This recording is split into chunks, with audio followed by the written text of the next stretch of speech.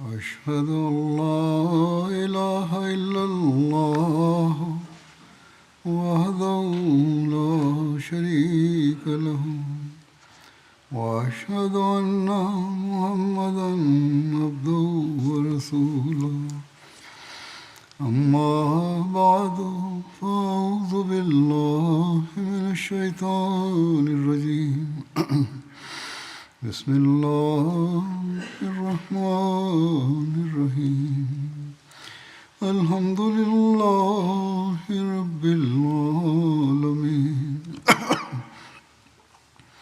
الرحمن الرحيم مالك يوم الدين إياك نعبد وإياك نستعين اهدنا الصراط المستقيم صراط الذين أنعمت عليهم غير المغضوب عليهم ولا الضالين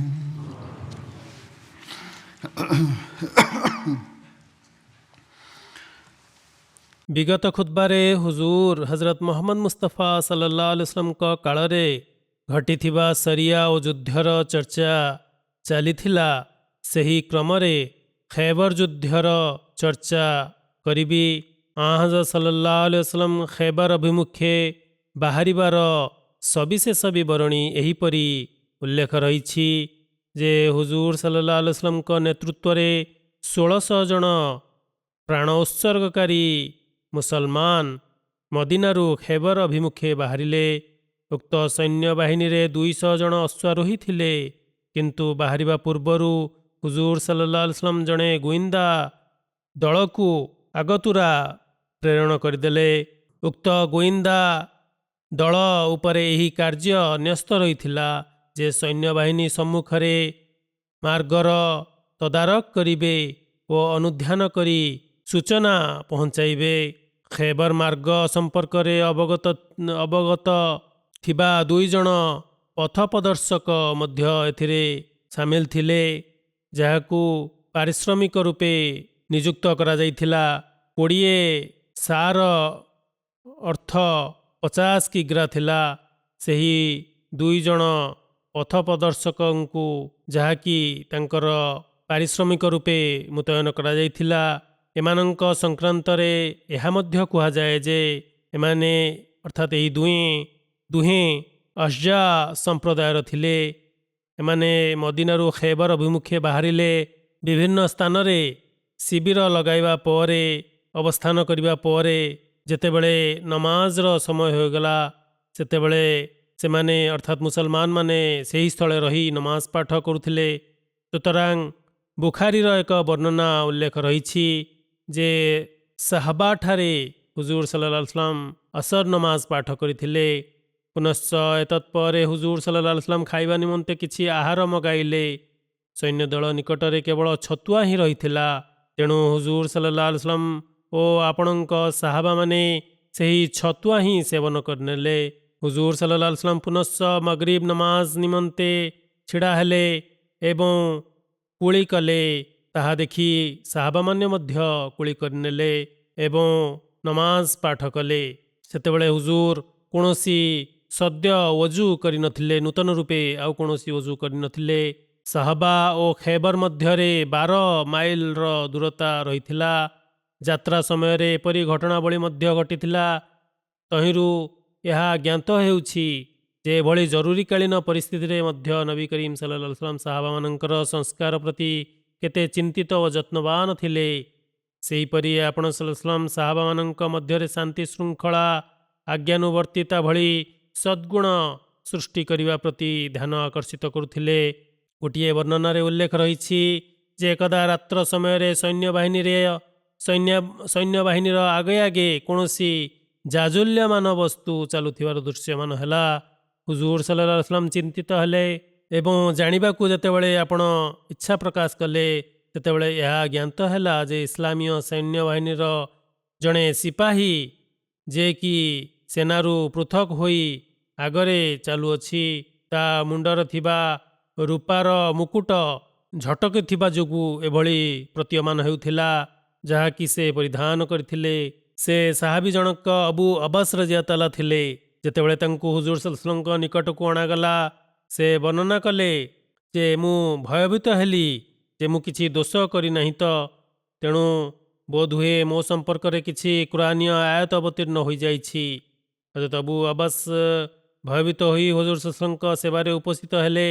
ହୁଜୁର ସଲ୍ଲଲ୍ଲାହୁ ଆଲାଇହି वसल्लम ତାଙ୍କୁ ପଚାରିଲେ, ହେ ଅବୁ ଅବାସ୍, ତୁମେ ସୈନ୍ୟବାହିନୀକୁ ଛାଡ଼ି କାହିଁକି ଆଗୁଆ ପଳାଇ ଯାଉଥିଲ? ଆଗରେ କାହିଁକି ଚାଲୁଥିଲ?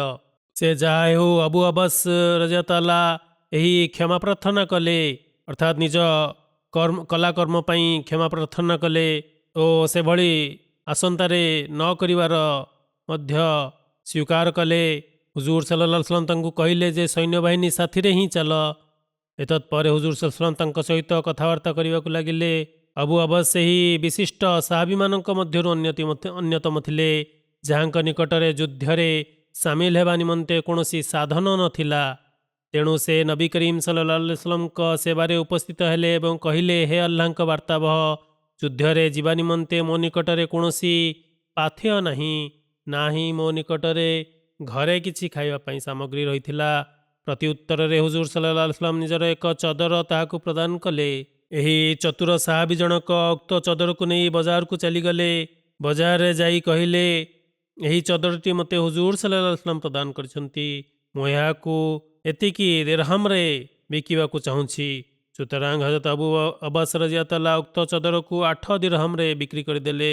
ଅତଏବ ହଜରତ ଅବୁ ଅବାସ୍ ରଜିୟତାଲା 2 ଦିରହମରୁ ନିଜ ଘର ପରିବାର ବର୍ଗଙ୍କ ପାଇଁ ଖାଇବା କିଣି ଆଣିଲେ ଓ 2 ଦିରହମରୁ ଯୁଦ୍ଧକୁ ଯିବା ନିମନ୍ତେ ପାଥେୟ କିଣିଲେ ଓ ବଳକା 4 ଦିରହମ ନିଜ ପାଇଁ ଏକ ଚଦର କ୍ରୟ କରିନେଲେ।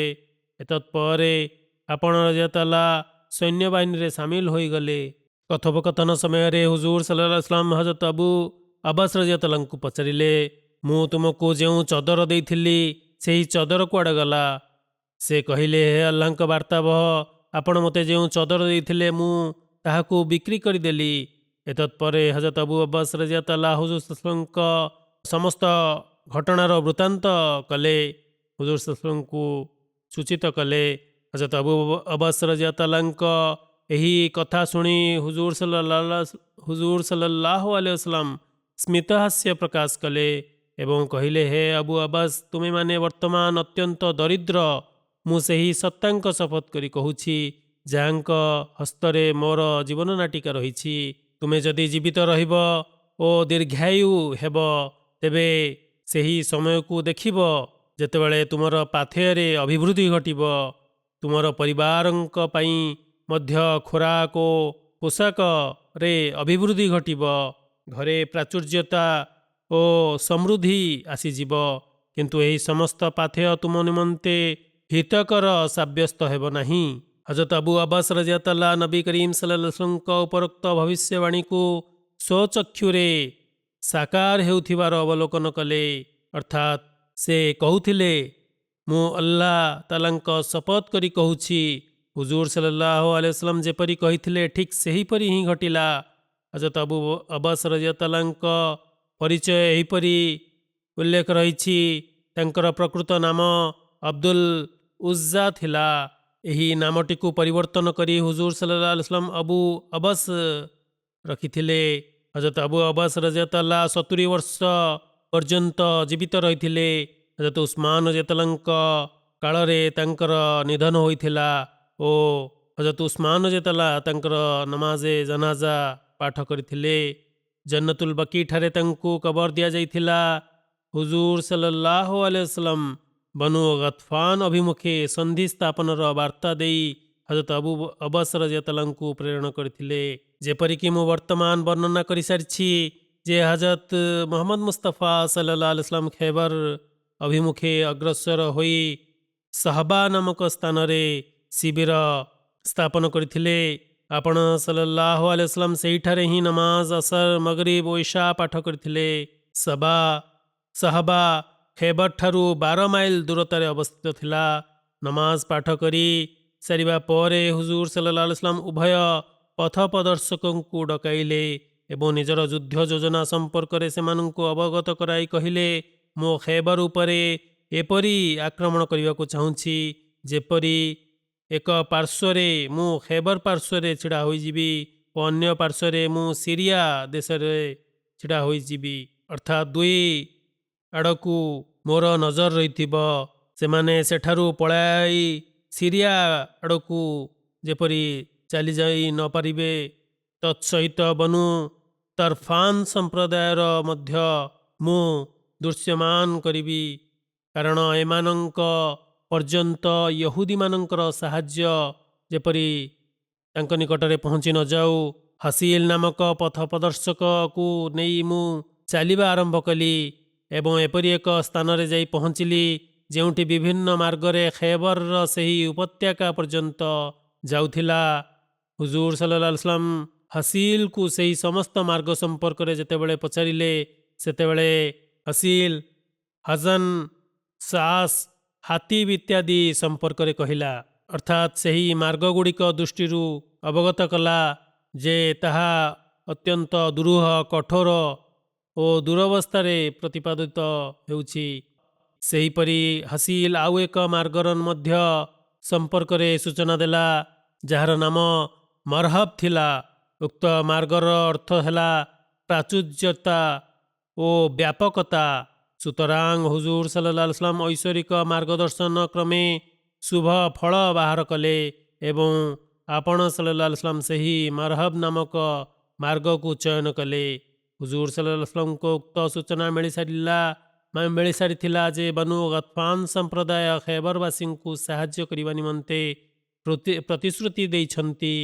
ବର୍ତ୍ତମାନ ସେମାନେ ଅତିରିକ୍ତ 4000 ସୈନ୍ୟବାହିନୀ ଧରି ଏହି ଉଦ୍ଦେଶ୍ୟରେ ବାହାରିଛନ୍ତି। ଇସଲାମୀୟ ସୈନ୍ୟବାହିନୀ ପର୍ଯ୍ୟନ୍ତ ପହଞ୍ଚିବା ପୂର୍ବରୁ ହିଁ ସେମାନେ ଇସଲାମୀୟ ସୈନ୍ୟବାହିନୀ ଉପରେ ଆକ୍ରମଣ କରିବାକୁ ଚାହୁଁଛନ୍ତି। ଏହା ହିଁ ତାଙ୍କର ଉଦ୍ଦେଶ୍ୟ। ବନୁ ଗତଫାନ ସମ୍ପ୍ରଦାୟ ନିଜର ପ୍ରଖ୍ୟାତ ଓ ଜଣାଶୁଣା ଯୋଦ୍ଧା ଅଧିପତି ତୁଲେହା ବିନ୍ ଖୁୱୈଲଦ ଓ ୱେନା ବିନ୍ ହିସନର ନେତୃତ୍ୱରେ ସ୍ୱଳ୍ପାଧିକ 1000 ସୈନ୍ୟବାହିନୀ ଖୈବର ଅଭିମୁଖେ ପ୍ରେରଣ କରିଦେଇଥିଲେ। ଖୈବରର ଦୁର୍ଗ ପର୍ଯ୍ୟନ୍ତ ପହଞ୍ଚି ଯାଇଥିଲା ଉକ୍ତ ସୈନ୍ୟଦଳ। ବର୍ତ୍ତମାନ ଏହି 4000 ସୈନ୍ୟବାହିନୀ ଇସଲାମୀୟ ସୈନ୍ୟବାହିନୀକୁ ରୋକିବା ନିମନ୍ତେ ଓ ନିଜର ରଣକୌଶଳ ଦେଖାଇ ଇସଲାମୀୟ ସୈନ୍ୟବାହିନୀର ମୂଳୋତ୍ପାଟନ କରିବା ପାଇଁ ମାର୍ଗରେ ରହିଥିଲେ। ହୁଜୁର ସଲ୍ଲଲ୍ଲାହୁ ଆଲାଇହି वसल्लम ବନୁ ଗତଫାନ ସମ୍ପ୍ରଦାୟ ସହିତ ଯୋଗାଯୋଗ କଲେ ଏବଂ ସେମାନଙ୍କୁ ପତ୍ର ଲେଖିଲେ। ସେହି ପତ୍ରରେ ଏହା ଉଲ୍ଲେଖ କଲେ ଯେ ବନୁ ଗତଫାନ ସମ୍ପ୍ରଦାୟ ଖୈବରବାସୀଙ୍କ ସହିତ ହେବାକୁ ଥିବା ଯୁଦ୍ଧରୁ ନିରପେକ୍ଷ ରୁହନ୍ତୁ, ବିରତ ରୁହନ୍ତୁ। ଆଲ୍ଲାହ ତାଆଲା ମୋ ସହିତ ପ୍ରତିଶ୍ରୁତି କରିଛନ୍ତି। ହୁଜୁର ଗତଫାନବାସୀଙ୍କୁ ଆହୁରି କହିଲେ, ହେ ଗତଫାନବାସୀ, ଗତଫାନ ସମ୍ପ୍ରଦାୟ, ଆଲ୍ଲାହ ତାଆଲା ମୋତେ ଖୈବର ଉପରେ ବିଜୟ ମଣ୍ଡିତ କରିବେ। କେତେକ ଇତିହାସବିଦଙ୍କ ମତ ଅନୁଯାୟୀ ହୁଜୁର ସଲ୍ଲଲ୍ଲାହୁ ଆଲାଇହି वसल्लम ଏହି ସନ୍ଦେଶ ପ୍ରେରଣ କରିଥିଲେ ଯେ ସେମାନେ ୟହୁଦୀମାନଙ୍କୁ ସମର୍ଥନ ଜଣାଇବାରୁ ବିରତ ରୁହନ୍ତୁ, ଇସଲାମ ଧର୍ମ ସ୍ୱୀକାର କରିନିଅନ୍ତୁ।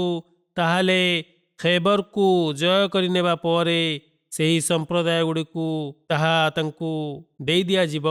ଆଉ କେତେକ ଇତିହାସବିଦଙ୍କ ମତରେ ହୁଜୁର ସଲ୍ଲଲ୍ଲାହୁ ଆଲାଇହି वसल्लम ଇସଲାମ ଧର୍ମ ସ୍ୱୀକାର କରିବାର ସର୍ତ୍ତ ରଖି ନଥିଲେ, ବରଂ କେବଳ ଏହା କହିଥିଲେ ଯେ ସେମାନେ ଖୈବରବାସୀଙ୍କୁ ସାହାଯ୍ୟ କରିବାରୁ ବିରତ ରୁହନ୍ତୁ। କେବଳ ନିରପେକ୍ଷ ହୋଇ ସେମାନେ ଯଦି ହଟିଯାଆନ୍ତି, ତେବେ ଖୈବର ଭୂମିରୁ ଉତ୍ପନ୍ନ କୃଷିଜାତ ଦ୍ରବ୍ୟର ଅର୍ଦ୍ଧେକାଂଶ ସେମାନଙ୍କୁ ପ୍ରଦାନ କରିଦିଆଯିବ।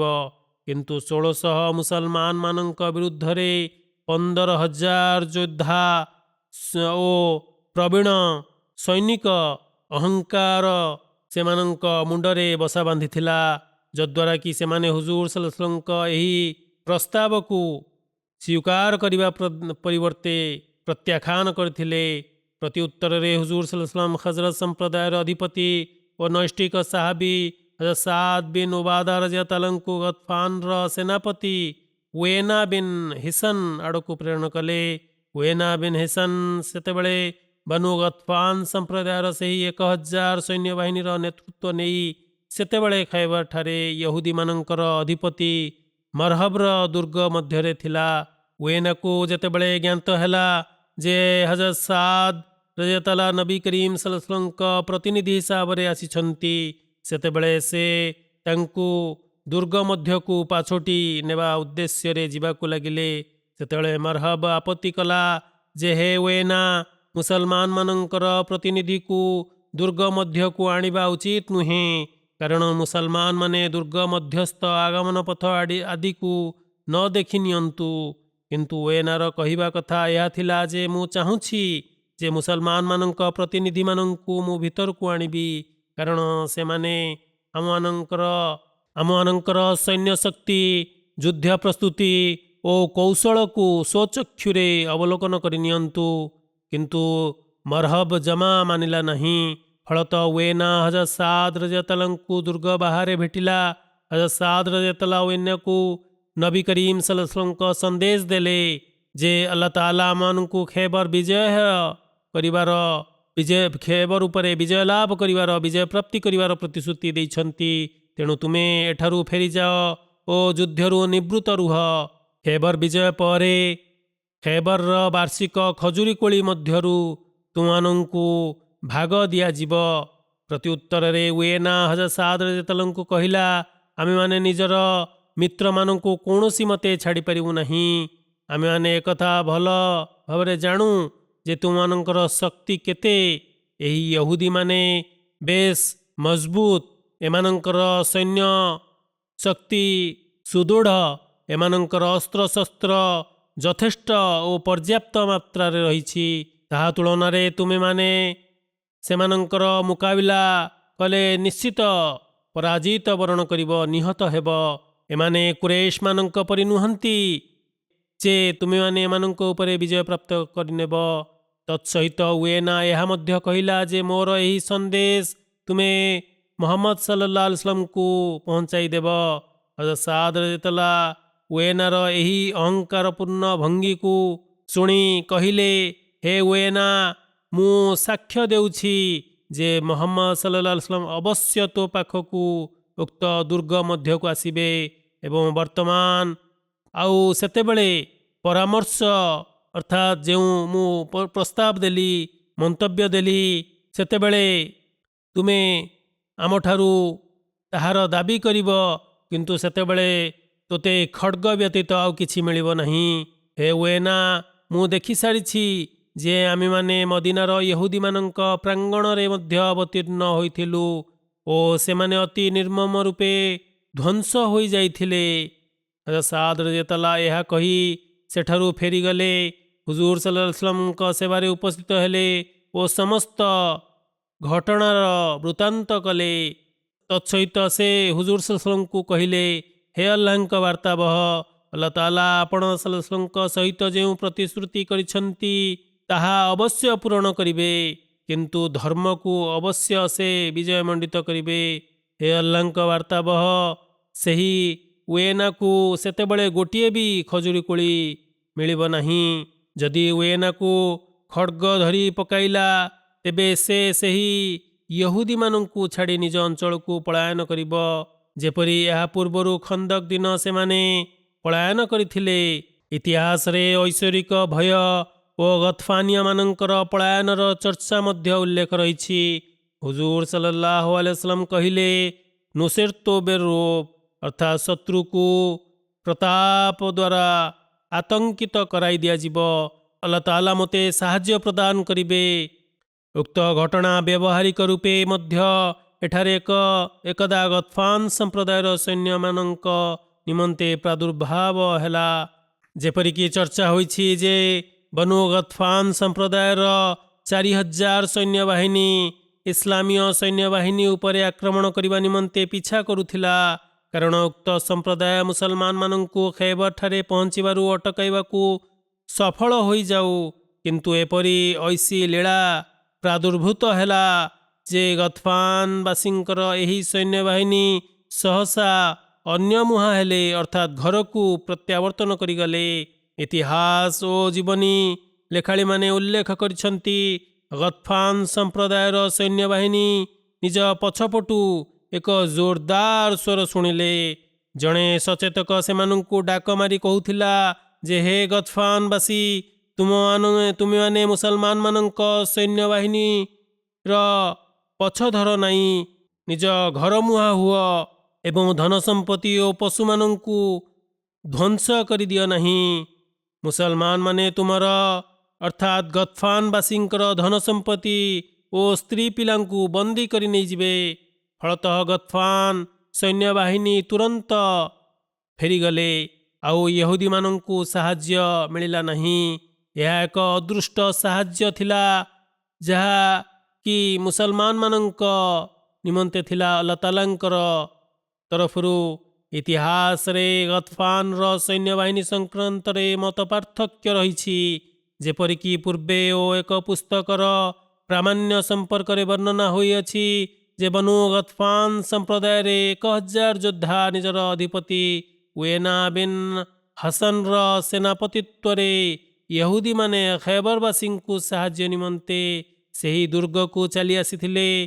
ଅପରପକ୍ଷେ ଅନ୍ୟାନ୍ୟ ଜୀବନୀ ପୁସ୍ତକମାନଙ୍କରେ ଏମାନଙ୍କର ସଂଖ୍ୟା 1000 ପରିବର୍ତ୍ତେ 4000 ବର୍ଣ୍ଣିତ ରହିଛି।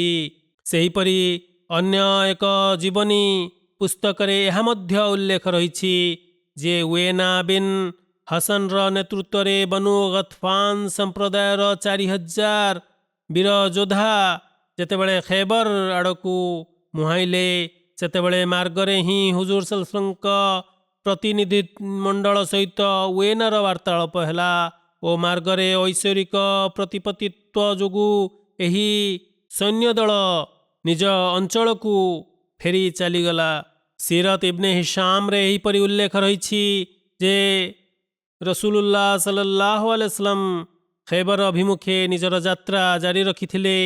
ସିରିଆର ଅନ୍ଧକାରରେ ଯେତେବେଳେ ଖୈବରର ଦୁର୍ଗ ଦୃଶ୍ୟମାନ ହେବାକୁ ଲାଗିଲା, ସେତେବେଳେ ହୁଜୁର ସଲ୍ଲଲ୍ଲାହୁ ଆଲାଇହି वसल्लम ସାହାବାମାନଙ୍କୁ କହିଲେ, ହେ ମୋର ସାହାବାମାନେ ରହିଯାଅ।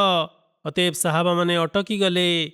ସେତେବେଳେ ହୁଜୁର ସଲ୍ଲଲ୍ଲାହୁ ଆଲାଇହି वसल्लम ଏହି ଦୁଆ ପାଠ କଲେ, ଆଲ୍ଲାହୁମ୍ମା ରବ୍ବିସ୍ ସମାୱାତି ସବା ୱମା ଆଜଲଲନା व ରବ୍ବଲ୍ अर्जिनस सबा वमा अकललना व रब्बश शयातीना वमा अजललना व रब्बिर रियाही वमा अजरैना फ़इन्ना नसलुका मिन खैरी हाजिहिल करियती व खैरी अहलिहा व नऊज़ु बिका मिन शर्रिहा व शर्रिमा फीहा अकदिमु।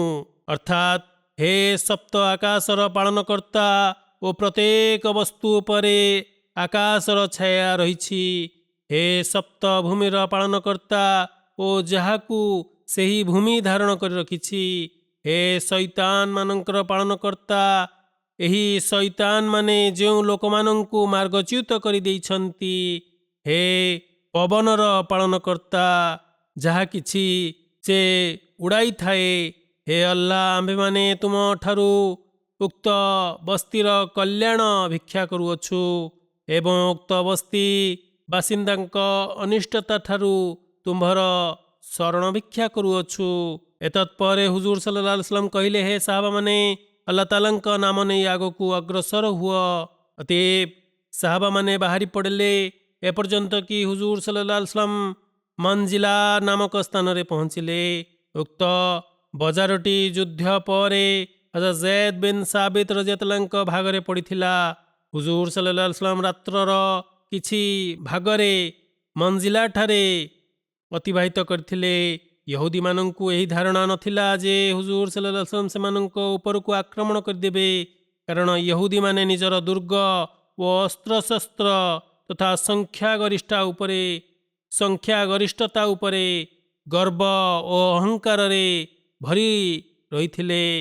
ଯେତେବେଳେ ୟହୁଦୀମାନଙ୍କୁ ଜ୍ଞାତ ହେଲା ଯେ ହୁଜୁର ସଲ୍ଲଲ୍ଲାହୁ ଆଲାଇହି वसल्लम ସେମାନଙ୍କ ଆଡ଼କୁ ଆସୁଛନ୍ତି, ସେତେବେଳେ ପ୍ରତ୍ୟେକ ଦିନ 10,000 ବୀର ଯୋଦ୍ଧା ଧାଡ଼ି ବାନ୍ଧି ବାହାରେ ଡ୍ୟୁଟି ଦେଲେ ଓ କହୁଥିଲେ ଯେ, ଆରେ ଦେଖିଲ, ପଦାକୁ ଚାହିଁଲ, କ'ଣ ମୁହମ୍ମଦ ସଲ୍ଲଲ୍ଲାହୁ ଆଲାଇହି वसल्लମ ଆମ ଉପରେ ସୈନ୍ୟ ଚଢ଼ାଉ କରିବେ କି? ଏହା ସମ୍ଭବ କି? ହୁଜୁର ସଲ୍ଲଲ୍ଲାହୁ ଆଲାଇହି वसल्लम ଯେତେବେଳେ ସେମାନଙ୍କ ନିକଟରେ ପହଞ୍ଚିଲେ ସେତେବେଳେ ମଧ୍ୟ ସେମାନଙ୍କୁ କୌଣସି ସୂଚନା ମଧ୍ୟ ମିଳିଲା ନାହିଁ ଏପର୍ଯ୍ୟନ୍ତ କି ସୂର୍ଯ୍ୟୋଦୟ ହୋଇଗଲା। ହୁଜୁର ସଲ୍ଲଲ୍ଲାହୁ ଆଲାଇହି वसल्लम ରାତ୍ର ସମୟରେ ପହଞ୍ଚିଥିଲେ। ଅତଏବ ଯେତେବେଳେ ୟହୁଦୀମାନେ ପ୍ରାତଃ ସମୟରେ ନିଜ ଘରୁ ବାହାରିଲେ ସେତେବେଳେ ସେମାନଙ୍କ ହାତରେ କୋଦାଳ ଓ ଟୋକେଇ ଥିଲା। ସେମାନେ ନିଜର କାମ କରିବା ନିମନ୍ତେ ବାହାରିଥିଲେ। ସେମାନେ ଯେତେବେଳେ ହୁଜୁର ସଲ୍ଲଲ୍ଲାହୁ ଦେଖିଲେ ସେତେବେଳେ ସେମାନେ ପଳାୟନ କରି ଦୁର୍ଗ ମଧ୍ୟରେ ଆତ୍ମଗୋପନ କରିନେଲେ। ହଜରତ ଅନସ୍ ରାଦିୟଲ୍ଲାହୁ ତାଆଲା ବର୍ଣ୍ଣନା କରନ୍ତି ହୁଜୁର ସଲ୍ଲଲ୍ଲାହୁ ଆଲାଇହି वसल्लम ଖୈବର ଠାରେ ରାତ୍ର ସମୟରେ ପହଞ୍ଚିଥିଲେ। ହୁଜୁର ସଲ୍ଲଲ୍ଲାହୁ ଆଲାଇହି वसल्लम ଯେତେବେଳେ କି କୌଣସି ଜାତି ନିକଟରେ ରାତ୍ର ସମୟରେ ପହଞ୍ଚୁଥିଲେ ଏବଂ ଯେପର୍ଯ୍ୟନ୍ତ ସକାଳ ହୋଇଯାଉନଥିଲା ସେ ପର୍ଯ୍ୟନ୍ତ ହୁଜୁର ସେହି ଜାତି ଉପରେ ଆକ୍ରମଣ କରୁନଥିଲେ। ପୁନଶ୍ଚ ଯେତେବେଳେ ସକାଳ ହେଲା ସେତେବେଳେ ୟହୁଦୀମାନେ ନିଜର କୋଦାଳ ଓ ଫାଉଡ଼ା ଧରି ପ୍ରତିଦିନ ପରି କାମ କରିବାକୁ ବାହାରି ଆସିଲେ। କିନ୍ତୁ ଯେତେବେଳେ ସାମ୍ନାରେ ହୁଜୁର ସଲ୍ଲଲ୍ଲାହୁ ଆଲାଇହି वसल्लमଙ୍କୁ ଦେଖିଲେ ଯାହାକି ସେମାନଙ୍କ ଆଶା ବିପରୀତ ଥିଲା ସେମାନେ ସଙ୍ଗେ ସଙ୍ଗେ ଦୁର୍ଗ ମଧ୍ୟକୁ ଫେରିଗଲେ। ତେବେ ମଞ୍ଜିଲା ଠାରେ ମୁସଲମାନ ସେନା ଶିବିର ସ୍ଥାପନ କରି ନଥିଲା। ଇସଲାମୀୟ ସୈନ୍ୟବାହିନୀରେ ପରିବର୍ତ୍ତନ ଦେଖାଦେଇଥିଲା। ଏଥି ସଂକ୍ରାନ୍ତରେ ଏହିପରି ଚର୍ଚ୍ଚା ଉଲ୍ଲେଖ ରହିଛି ଯେ ହୁଜୁର ସଲ୍ଲଲ୍ଲାହୁ ଆଲାଇହି वसल्लम ଖୈବର ଠାରେ ଯେତେବେଳେ ପହଞ୍ଚିଲେ ସେତେବେଳେ ହୁଜୁର ମଞ୍ଜିଲା ଠାରେ ରାତ୍ର ଯାପନ କଲେ ଏବଂ ସେହିଠାରେ ହିଁ ସକାଳ କଲେ। ହଜରତ ହୁବାବ ବିନ୍ ମୁନଜର ରାଦିୟଲ୍ଲାହୁ ତାଆଲା ହୁଜୁର ସଲ୍ଲଲ୍ଲାହୁଙ୍କ ନିକଟକୁ ଆସିଲେ ଏବଂ କହିଲେ ହେ ଆଲ୍ଲାହଙ୍କ ବାର୍ତ୍ତାବହ ଆପଣ ଏଠାରେ ଅର୍ଥାତ୍ ମଞ୍ଜିଲାରେ ଶିବିର ସ୍ଥାପନ କରିବା ଯଦି ଆଲ୍ଲାହ ତାଆଲାଙ୍କ ଆଦେଶ କ୍ରମେ ମନେ କରୁଛନ୍ତି ତେବେ ଆମେ କିଛି କହିବୁ ନାହିଁ। ଯଦି ଏହା ହୁଜୁର ସଲ୍ଲଲ୍ଲାହୁଙ୍କ ବ୍ୟକ୍ତିଗତ ରାୟ ଥାଏ ତେବେ ଆମେ ପରାମର୍ଶ ଦେବାକୁ ଚାହୁଁ ଯେ ଏହା ଠିକ୍ ହେବ ନାହିଁ ରଣକୌଶଳ ଦୃଷ୍ଟିକୋଣରୁ ରଣନୀତି ଦୃଷ୍ଟିକୋଣରୁ ବରଂ ସେହି ଦୁର୍ଗ ନିକଟବର୍ତ୍ତୀ ଯେଉଁ ଉଦ୍ୟାନ ରହିଛି ତାହା ସମ୍ମୁଖରେ ଥିବା ଭୂଖଣ୍ଡଟି ଲବଣଯୁକ୍ତ। ଆମେମାନେ ନତାତାବାସୀଙ୍କୁ ଜାଣୁ ସେମାନଙ୍କ ତୀର ବହୁତ ଦୂର ପର୍ଯ୍ୟନ୍ତ ପହଞ୍ଚି ଯାଇଥାଏ। ଧନୁଚାଳନାରେ ସେମାନେ ବେଶ ପ୍ରବୀଣ। ସେମାନେ ଆମ ଅପେକ୍ଷା ଉଚ୍ଚ ସ୍ଥାନରେ ରହିଛନ୍ତି। ସେମାନଙ୍କ ଦ୍ୱାରା ତୀର ଯେଉଁ ସେମାନେ ତୀର ଚାଳନା କରିବେ ତାହା ଆମକୁ ଅତି ସହଜରେ କ୍ଷତି ପହଞ୍ଚାଇ ପାରିବ। ତେଣୁକରି ଏହି ଦୃଷ୍ଟିକୋଣରୁ ଏହି ସ୍ଥାନ ଆମ ପାଇଁ ସୁରକ୍ଷିତ ନୁହେଁ।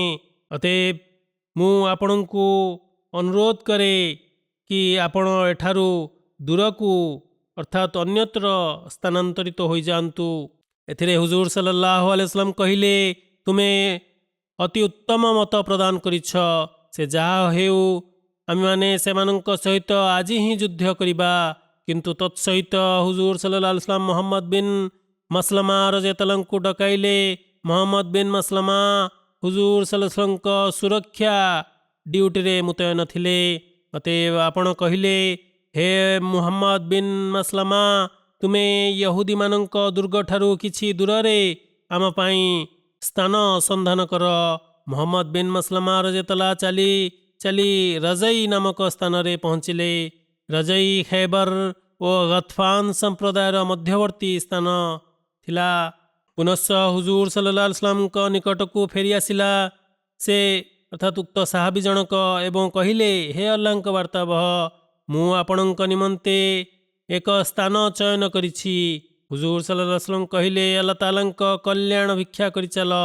କିନ୍ତୁ ଏହା ପୂର୍ବରୁ ହୁଜୁର ସଲ୍ଲଲ୍ଲାହୁ ଆଲାଇହି वसल्लम ଏହା କହିସାରିଥିଲେ ଯେ ସେ ଯାହା ହେଉ ଆଜି ହିଁ ଆମେ ଶତ୍ରୁ ସହିତ ଯୁଦ୍ଧ କରିବା। ଅତଏବ ଯୁଦ୍ଧ ହେଲା। ଯୁଦ୍ଧ ସନ୍ଧ୍ୟା ସମୟରେ ସମାପ୍ତ ହେଲା। ଏଠାରେ ଖୈବରର ବିଭିନ୍ନ ଦୁର୍ଗର ବିଭାଗ ସମ୍ପର୍କରେ ମଧ୍ୟ ବର୍ଣ୍ଣନା କରିଦେବା ଜରୁରୀ କାରଣ ଉକ୍ତ ଯୁଦ୍ଧ ଦୁର୍ଗ ସମ୍ପର୍କିତ ଥିଲା। ତେଣୁ ସେହିସବୁ ଦୁର୍ଗଗୁଡ଼ିକ ଗୋଟିଏ ପରେ ଗୋଟିଏ ବିଜୟ ହୋଇ ଚାଲିଲା। କେବଳ ଏହି ଦୁର୍ଗର ସଂଖ୍ୟା ସମ୍ପର୍କରେ ମତଭେଦ ନାହିଁ ବରଂ ଦୁର୍ଗର ନାମ ସମ୍ପର୍କରେ ମଧ୍ୟ ମତ ପାର୍ଥକ୍ୟ ରହିଛି। ସେହିପରି ଉକ୍ତ ଯୁଦ୍ଧର ଘଟଣାବଳୀ ମଧ୍ୟ କେତେକ ପୁସ୍ତକମାନଙ୍କରେ କେତେକ ଦୁର୍ଗ ଆଡ଼କୁ ନାମିତ ଓ ଇଙ୍ଗିତ ବୋଲି କରାଯାଏ। ଅପରପକ୍ଷେ ଅନ୍ୟ ପୁସ୍ତକମାନଙ୍କରେ ଦୁର୍ଗ ଆଡ଼କୁ ଏହିସବୁ ଘଟଣାବଳୀଗୁଡ଼ିକୁ ଘଟିଥିବାର ବୋଲି ଇଙ୍ଗିତ କରାଯାଇଛି। ଖୈବରର ଭୌଗୋଳିକ ଅବସ୍ଥିତି ସମ୍ପର୍କରେ ଉକ୍ତ ଦୁର୍ଗର ଚର୍ଚ୍ଚା ଏହିପରି ଉଲ୍ଲେଖ ରହିଛି। ୟାକୁବୀୟ ଇତିହାସରେ ଖୈବରର ଦୁର୍ଗମାନଙ୍କର ସଂଖ୍ୟା 6 ବୋଲି ଦର୍ଶାଯାଇଛି। ସେହି ଦୁର୍ଗଗୁଡ଼ିକ ମଧ୍ୟରେ ନାଏମ୍ ଦୁର୍ଗ ଚର୍ଚ୍ଚା ହୋଇନାହିଁ ଏବଂ ତାହାର ଚିହ୍ନବର୍ଣ୍ଣ ମଧ୍ୟ ନାହିଁ। ଅପରପକ୍ଷେ ଅନେକ ଜୀବନୀ ଲେଖାଳିମାନେ ଖୈବର ଯୁଦ୍ଧର ପ୍ରାରମ୍ଭ ଏହି ନାଏମ୍ ଦୁର୍ଗଠାରୁ ଆରମ୍ଭ ବୋଲି କୁହାଯାଏ। ଜର୍କାନିରେ ଦୁର୍ଗମାନଙ୍କର ସଂଖ୍ୟା 10 ବୋଲି ବର୍ଣ୍ଣିତ ହୋଇଛି।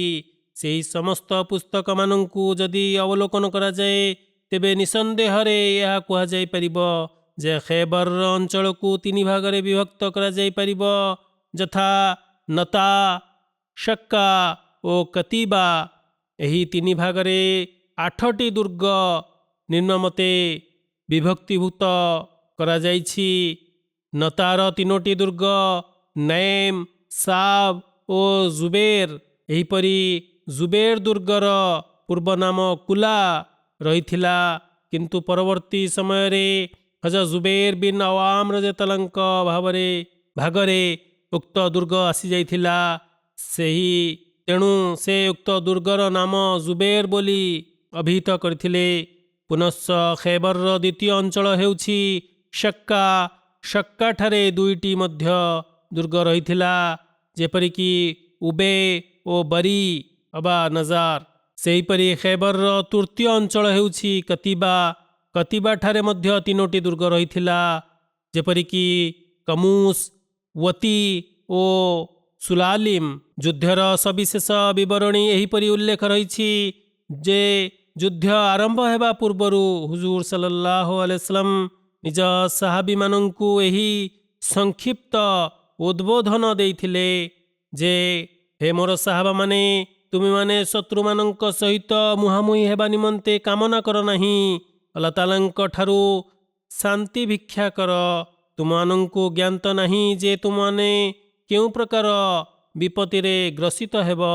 କିନ୍ତୁ ଯେତେବେଳେ ଶତ୍ରୁ ସହିତ ମୁହାଁମୁହିଁ ହୋଇଯାଏ ସେତେବେଳେ ଏହି ଦୁଆ କର ଯେ ଆଲ୍ଲାହୁମ୍ମା ଆନ୍ତା ରବ୍ବୁନା ଓ ରବ୍ବୁହୁମ୍ ଓ ନୱାସିନା ଓ ନୱାସିହୁମ୍ ବିୟଦିକା ଓ ଇନ୍ନାମା ତକ୍ତୁଲୁହୁମ୍ ଆନ୍ତା। ଅର୍ଥାତ୍, ହେ ଆଲ୍ଲାହ, ତୁମ୍ଭେ ହିଁ ଆମମାନଙ୍କର ପାଳନକର୍ତ୍ତା, ଆମମାନଙ୍କର କପାଳ ଓ ସେମାନଙ୍କର କପାଳ ଅର୍ଥାତ୍ ଭାଗ୍ୟ ଲେଖା ତୁମରି ହାତରେ ରହିଛି। ତେଣୁ ତୁମ୍ଭେ ହିଁ ସେମାନଙ୍କର ସଂହାର କର, ସର୍ବନାଶ କର, ସେମାନଙ୍କୁ ନିପାତ କର। ଅତଏବ ଏହାପରେ ହୁଜୁର ସଲ୍ଲଲ୍ଲାହୁ ଆଲୈହି वसल्लम ଯୁଦ୍ଧ ନିମନ୍ତେ ଆଦେଶ ଦେଲେ। ସାହାବାମାନଙ୍କୁ ଧୈର୍ଯ୍ୟ ପ୍ରଦର୍ଶନ କରିବା ନିମନ୍ତେ ଉତ୍ସାହିତ କଲେ। ସର୍ବପ୍ରଥମେ ନାଏମ୍ ଦୁର୍ଗର ଘେରାଉ କରାଗଲା। ନାଏମ୍ ଦୁର୍ଗ ୟହୁଦୀମାନଙ୍କର ସବୁଠାରୁ ମଜବୁତ ଦୁର୍ଗ ଥିଲା। ହୁଜୁର ସଲ୍ଲଲ୍ଲାହୁ ଆଲୈହି वसल्लम ସେହିଦିନ ଘମାଘୋଟ ଯୁଦ୍ଧ ଲଢ଼ିଲେ। ନତାବାସୀ ହୁଜୁର ସଲ୍ଲଲ୍ଲାହୁଙ୍କ ସହିତ ଭୀଷଣ ରୂପେ ମୁକାବିଲା କଲେ। ସେହିଦିନ ସାହାବାମାନେ ନିଜର ଆତ୍ମରକ୍ଷା ମଧ୍ୟ କଲେ। ରସୁଲୁଲ୍ଲାହ ସଲ୍ଲଲ୍ଲାହୁ ଆଲୈହି वसल्लम 2ଟି ଲୌହ ପୋଷାକ ମୁକୁଟ ପରିଧାନ କରିଥିଲେ। ହୁଜୁର ସଲ୍ଲଲ୍ଲାହୁ ଆଲୈହି वसल्लम ଜରୀବ ଅଶ୍ୱ ଉପରେ ଆରୋହଣ କରିଥିଲେ। ଜରୀବ ଆପଣଙ୍କ ଅଶ୍ୱର ନାମ ଥିଲା। ହୁଜୁର ସଲ୍ଲଲ୍ଲାହୁଙ୍କ ହସ୍ତରେ ବର୍ଚ୍ଛା ଓ ଢାଲ ରହିଥିଲା। ଶତ୍ରୁପକ୍ଷ ଅହରହ ତୀର ନିକ୍ଷେପ କରି ଚାଲିଥିଲା, କିନ୍ତୁ ମୁସଲମାନମାନେ ମଧ୍ୟ ଅତ୍ୟନ୍ତ ସତର୍କତାପୂର୍ବକ ତୀର ବର୍ଷଣ କରୁଥିଲେ, କାରଣ ମୁସଲମାନମାନଙ୍କ ନିକଟରେ ତୀର ମଧ୍ୟ ଖୁବ୍ କମ୍ ସଂଖ୍ୟକ ଥିଲା। କେବଳ ସେତିକି ନୁହେଁ, ବରଂ ମୁସଲମାନମାନେ ୟହୁଦୀମାନଙ୍କର ତଳେ ପଡ଼ିଯାଇଥିବା ତୀରଗୁଡ଼ିକୁ ଗୋଟାଇ ସଂଗ୍ରହ କରି ନେଉଥିଲେ। ଉକ୍ତ ଯୁଦ୍ଧରେ ହଜରତ ମୁହମ୍ମଦ ବିନ୍ ମାସଲାମା ରଦିୟଲ୍ଲାହୁଙ୍କ ଶାହାଦତର ଅର୍ଥାତ୍ ବୀରଗତି ପ୍ରାପ୍ତ କରିବାର ମଧ୍ୟ ବର୍ଣ୍ଣନା ଉଲ୍ଲେଖ ରହିଛି।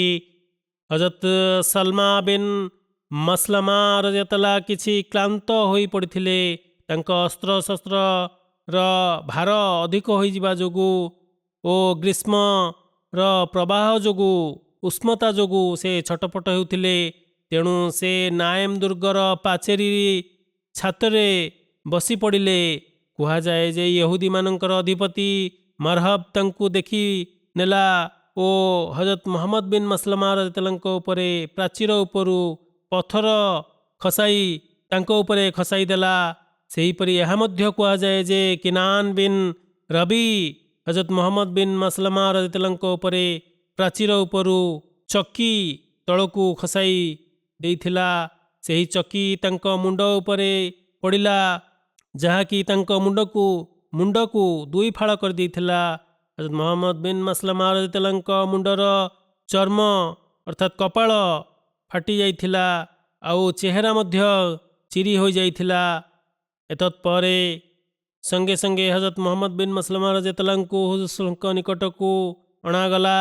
ସେତେବେଳେ ତାଙ୍କ ଶରୀରକୁ କପଡ଼ା ଦ୍ୱାରା ଆଚ୍ଛାଦିତ କରାଗଲା, କିନ୍ତୁ କ୍ଷତ ଏତେ ଗଭୀର ଥିଲା ଯେ ମହମ୍ମଦ ବିନ୍ ମସଲମା ସୁସ୍ଥ ହୋଇପାରିଲେ ନାହିଁ ଏବଂ କିଛି ଦିନ ପରେ ମୃତ୍ୟୁବରଣ କଲେ। ହୁଜୁର ସല്ലଲ୍ଲାହୁ ଆଲାଇହି ወሰଲ୍ଲମ ତାଙ୍କର ଭାଇ ହଜରତ ମହମ୍ମଦ ବିନ୍ ମସଲମା ରଦିୟଲ୍ଲାହୁଙ୍କୁ ଆଶ୍ୱାସ୍ତି ପ୍ରଦାନ କଲେ ଯେ ହେ ମସଲମା, ତୁମ ଭାଇର ହତ୍ୟାକାରୀ ଖୁବ୍ ଶୀଘ୍ର ଦଣ୍ଡ ପାଇବ। ଏହି ପ୍ରଥମ ଦିନରେ ମୁସଲମାନମାନଙ୍କୁ ବହୁତ କ୍ଷତି ସହ୍ୟ କରିବାକୁ ପଡ଼ିଥିଲା। ଶତ୍ରୁ ପକ୍ଷରୁ ଦୁର୍ଗ ମଧ୍ୟରୁ ତୀର ବର୍ଷଣ ହେଉଥିଲା ଏବଂ ଏଥିରେ 50 ଜଣ ମୁସଲମାନ ଆହତ ହୋଇଥିଲେ। ଯେତେବେଳେ ସନ୍ଧ୍ୟା ସମୟ ହେଲା ସେତେବେଳେ ହୁଜୁର ସല്ലଲ୍ଲାହୁ ଆଲାଇହି वसल्लम ରଜି ଅଭିମୁଖେ ପ୍ରସ୍ଥାନ କଲେ ଏବଂ ଲୋକମାନଙ୍କୁ ଆଦେଶ ଦେଲେ ଯେ ସେମାନେ ମଧ୍ୟ ସେଠାକୁ ଚାଲି ଆସନ୍ତୁ। ଏ ହେଉଛି ସେହି ସ୍ଥାନ ଯେଉଁଠି ହୁବାବ ରଜିୟଲ୍ଲାହୁଙ୍କ ପରାମର୍ଶ କ୍ରମେ ଶିବିର ସ୍ଥାପନ କରାଯାଇଥିଲା ଏବଂ ବର୍ତ୍ତମାନ ଏହି ସ୍ଥାନ ମୁସଲମାନମାନଙ୍କର କେନ୍ଦ୍ରସ୍ଥଳୀ ପାଲଟିଥିଲା। ଉକ୍ତ ଦୁର୍ଗ ୟହୁଦୀମାନଙ୍କର ସବୁଠାରୁ ମଜବୁତ ଦୁର୍ଗ ଥିଲା। ଖୈବରର ସାହସୀ ଓ ବିଖ୍ୟାତ ଯୋଦ୍ଧା ମରହବ ଉକ୍ତ ଦୁର୍ଗର ପ୍ରତିରକ୍ଷା କରୁଥିଲା। ମରହବର ସାହାଯ୍ୟ ଏପରି ଅଶ୍ୱାରୋହୀମାନେ କରୁଥିଲେ ଯେଉଁମାନେ ସାହସିକତା ଓ ବୀରତ୍ୱ ଗୁଣରେ କାହାଠାରୁ କିଛି କମ୍ ନଥିଲେ। ତେଣୁ ମରହବର 2 ଜଣ ଅଶ୍ୱାରୋହୀ ଭାଇମାନେ ହେଲେ ୟାସିର ଓ ହାରିସ୍। ଏମାନେ ମରହବକୁ ସାହାଯ୍ୟ କରୁଥିଲେ। ବର୍ଣ୍ଣନାରୁ ପ୍ରତୀତ ହେଉଛି ଯେ ହୁଜୁର ସଲ୍ଲଲ୍ଲାହୁ ଆଲାଇହି वसଲ୍ଲମ 10 ଦିନ ପର୍ଯ୍ୟନ୍ତ ଅହରହ ଯୁଦ୍ଧ କରିଥିଲେ। ହୁଜୁର ସଲ୍ଲଲ୍ଲାହୁ ଆଲାଇହି वसल्लम ହଜରତ ମହମ୍ମଦ ବିନ୍ ମସଲମା ରଦିୟଲ୍ଲାହୁଙ୍କୁ ସାଙ୍ଗରେ ଧରି ବାହାରିଲେ ଓ ଶିବିର ପକାଇବା ସମୟରେ ହଜରତ ଉସ୍ମାନ ରଦିୟଲ୍ଲାହୁଙ୍କୁ ନିଜର ନିରୀକ୍ଷକ ରୂପେ ନିଯୁକ୍ତ କରିଥିଲେ। ଉକ୍ତ ଯୁଦ୍ଧର ଘଟଣାବଳୀରେ ମରହବର ଯୁଦ୍ଧ ଓ ଆମିର ବିନ୍ ଅକ୍ୱା ରଦିୟଲ୍ଲାହୁଙ୍କ ଶାହାଦତର ଚର୍ଚ୍ଚା ମଧ୍ୟ ଉଲ୍ଲେଖ ରହିଛି। ଏହାର ବିବରଣୀ ଏପରି ବର୍ଣ୍ଣିତ ରହିଛି ଯେ ସେହି ଦିନମାନଙ୍କରେ ମରହବ ନାମକ ଜଣେ ୟହୁଦୀ ସେନାପତି ସାହସିକତା ଓ ବୀରତ୍ୱରେ ଯାହା ସମ କେହି ଅନ୍ୟ ନଥିଲେ, ସେ ଦୁର୍ଗ ମଧ୍ୟରୁ ବାହାରକୁ ବାହାରିଲା ଓ ମୁସଲମାନମାନଙ୍କୁ ନିଜ ସହିତ ମୁକାବିଲା କରିବା ପାଇଁ ଆମନ୍ତ୍ରିତ କଲା ବେଶ୍ ଅହଙ୍କାରପୂର୍ଣ୍ଣ ଭଙ୍ଗୀରେ। ସେତେବେଳେ ହଜରତ ଆମିର ବିନ୍ ଅକ୍ୱା ରଦିୟଲ୍ଲାହୁ ମୁସଲମାନ ସେନାରୁ ପୃଥକ ହୋଇ ତା ସମ୍ମୁଖକୁ ଆସିଲେ ଏବଂ 2 ଜଣଙ୍କ ମଧ୍ୟରେ ମୁହାଁମୁହିଁ ହେଲା। ପରସ୍ପରକୁ ସେମାନେ ପ୍ରହାର କଲେ। ମରହବର ଖଡ୍ଗ ପ୍ରହାର କଲା, ଯାହାକୁ ହଜରତ ଆମିର ରଦିୟଲ୍ଲାହୁ ନିଜର ଢାଲ ଉପରେ ଅଟକାଇ ନେଲେ ଏବଂ ତୁରନ୍ତ ନିଜର ପ୍ରହାର କଲେ, କିନ୍ତୁ ଯେହେତୁ ତାଙ୍କର ଖଡ୍ଗ ଛୋଟ ଥିଲା ତେଣୁ ତାହାକୁ ବାଜିଲା ନାହିଁ, ବରଂ ହଜରତ ଆମିର ରଦିୟଲ୍ଲାହୁ ନିଜକୁ ତାଙ୍କ ଶରୀରରେ ହିଁ ଖଡ୍ଗର ବାଜିଗଲା। ଫଳତଃ ତାଙ୍କୁ ଏକ ଗଭୀର ଆଘାତ ଲାଗିଲା ଏବଂ ସେଠାରେ ତାଙ୍କର ଶାହାଦତ ହୋଇଗଲା। ହଜରତ ଆମିର ରଦିୟଲ୍ଲାହୁ ସେହି ଯୁଦ୍ଧର ଦ୍ୱିତୀୟ ଶହୀଦ ଥିଲେ ଏବଂ ସେହି ଦୁହିଁଙ୍କୁ ଗୋଟିଏ କବରରେ କବର ଦିଆଯାଇଥିଲା, ଅର୍ଥାତ୍ ରଜଇ ସ୍ଥାନରେ। ହଜରତ ସଲମା ବିନ୍ ଅକ୍ୱା ରଦିୟଲ୍ଲାହୁ ବର୍ଣ୍ଣନା କରନ୍ତି, ମୋର ଚଚା ହଜରତ ଆମିର ବିନ୍ ଅକ୍ୱା ଯେତେବେଳେ ନିଜର ହାତରେ ନିଜ ଶହୀଦ ହୋଇଗଲେ, ନିଜ ପ୍ରହାରରେ ନିଜକୁ ନିଜ ପ୍ରହାର ଲାଗିଥିଲା ଏବଂ ସେ ନିହତ ହୋଇଥିଲେ। ସୁତରାଂ ହଜରତ ସଲମା ରଦିୟଲ୍ଲାହୁ କୁହନ୍ତି ଯେ ମୁଁ ଉକ୍ତ କଥା ଶୁଣି ନବୀ କରୀମ ସଲ୍ଲଲ୍ଲାହୁ ଆଲାଇହି वसल्लमଙ୍କ ନିକଟକୁ କାନ୍ଦି କାନ୍ଦି ଆସିଲି ଏବଂ କହିଲି, ହେ ଆଲ୍ଲାହଙ୍କ ବାର୍ତ୍ତାବହ, ଆମିରଙ୍କ କର୍ମ ସବୁ ନଷ୍ଟ ହୋଇଗଲା କି? ହୁଜୁର ସଲ୍ଲଲ୍ଲାହୁ ଆଲାଇହି वसल्लम କହିଲେ, ଏକଥା କିଏ କହିଲା? ଆମିରଙ୍କ ସମସ୍ତ କର୍ମ କ୍ଷୟ ହୋଇଯାଇଛି, ନଷ୍ଟ ହୋଇଯାଇଛି ବୋଲି। ପ୍ରତି ଉତ୍ତରରେ ହଜରତ ସଲମାନ ରାଦିୟଲ୍ଲାହୁ କହିଲେ, ହେ ଅଲ୍ଲାହଙ୍କ ବାର୍ତ୍ତାବହ, ଏକଥା ଆପଣଙ୍କ ସାହାବାମାନେ କହୁଛନ୍ତି। ହୁଜୁର ସଲ୍ଲଲ୍ଲାହୁ ଆଲାଇହି ୱସଲ୍ଲାମ ଏଥିରେ ଦୁଇଟି ଆଙ୍ଗୁଳିକୁ ଏକତ୍ରିତ କଲେ ଏବଂ କହିଲେ, ହଜରତ ଆମିର ତ ଜଣେ ମହାନ ଜିହାଦକାରୀ ବ୍ୟକ୍ତି, ତାହାକୁ ଦୁଇଟି ପ୍ରତିଫଳ ପ୍ରାପ୍ତ ହୋଇଛି, ପୁଣ୍ୟ ଲାଭ ହୋଇଛି। ହୁଜୁର ସଲ୍ଲଲ୍ଲାହୁ ଆଲାଇହି ୱସଲ୍ଲାମ ରଜେଇ ନାମକ ସ୍ଥାନରେ ଅବସ୍ଥାନ କରିଥିଲେ ଏବଂ ନାଏମ ନାମକ ଦୁର୍ଗକୁ ଜୟ କରିବା ନିମନ୍ତେ 10 ଦିନ ପର୍ଯ୍ୟନ୍ତ ଅହରହ ଭାବରେ ସାହାବାମାନଙ୍କୁ ପ୍ରେରଣ କରାଯାଇଥିଲା। ବାରମ୍ବାର ଅକୃତକାର୍ଯ୍ୟ ଓ ଅସଫଳ ହେବା ପରେ ପୁଣି ଅପରପକ୍ଷେ ସାହାବାମାନେ ଭୀଷଣ ରୂପେ ଆହତ ହେବା ଓ ଶାହାଦତ ହେବାରେ ୟହୁଦୀମାନଙ୍କର ମନୋବଳ ବେଶ୍ ଦୃଢ଼ୀଭୂତ ହୋଇଯାଇଥିଲା।